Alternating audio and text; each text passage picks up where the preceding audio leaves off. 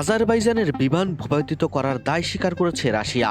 এই ঘটনায় দেশটির প্রেসিডেন্টের কাছে ক্ষমা চেয়েছেন রাশিয়ার প্রেসিডেন্ট ভ্লাদিমির পুতিন। এক বিবৃতিতে এই তথ্য নিশ্চিত করেছে ক্রেমলিন। রয়টার্সের এক প্রতিবেদনে এ তথ্য উঠে আসে।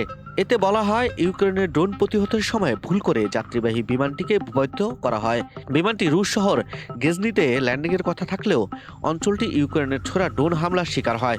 তখন মস্কোর আকাশ প্রতিরক্ষা ব্যবস্থা সেগুলো ঠেকানোর চেষ্টা করে। সে সময় ভুলবশত আজারবাইজানের বিমানটি টার্গেট হয়। বিবৃতিতে হতাহতের পরিবারের প্রতি গভীর সমবেদনা প্রকাশ করেন ভ্লাদিমির পুতিন। প্রসঙ্গত, গত বুধবার এমবেয়ার 119 নামক একটি বিমান ৬৭ জন আরোহী নিয়ে আজারবাইজানের কাবু থেকে রওনা দিয়েছিল। এক পর্যায়ে কাজাখস্তানের শহর আক্তাইয়ের কাছাকাছি বিমানটি বিধ্বস্ত হয়। এতে বিমানটির ৩৭ জন যাত্রী নিহত হয়েছেন। অলৌকিকভাবে বেঁচে যান ২৯ জন যাত্রী।